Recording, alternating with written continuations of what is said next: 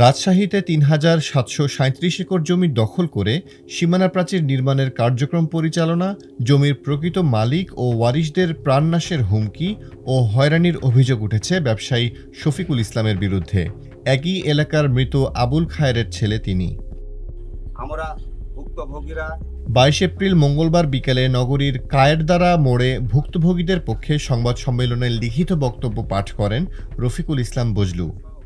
আমরা মোহাম্মদ আরমান আলী, মোহাম্মদ মহরম আলী, মোহাম্মদ জুলমত আলী, মোহাম্মদ আব্দুর রশিদের ওয়ারিশগণ, মোহাম্মদ রফিকুল ইসলাম বজলু, ফারুক সহ মোহাম্মদ লালচাঁদ, বাচ্চু, মোহাম্মদ মহাসিন আলী, মোহাম্মদ জাহাঙ্গীর,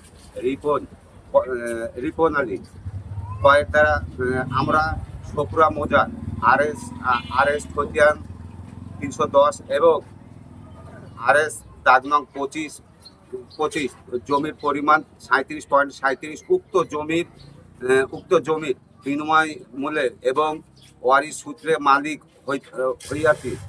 আমরা ভুক্তভোগীরা কোথাও কোনো জমি হস্তান্তর বা বিক্রি করি নাই। আমাদের ন্যায্য জমিতে মোহাম্মদ শফিকুল সহ গুন্ডা বাহিনী দখলের পায়তারা করিলে আমরা বাধা দিতে গেলে আমাদেরকে প্রাণনাশক হুমকি সহ বিভিন্ন মামলা দেওয়ার হুমকি প্রদান করে। অভিযোগের বিষয়ে জানতে মুঠোফোনে একাধিকবার চেষ্টা করেও পাওয়া যায়নি অভিযুক্ত শফিকুল ইসলামকে।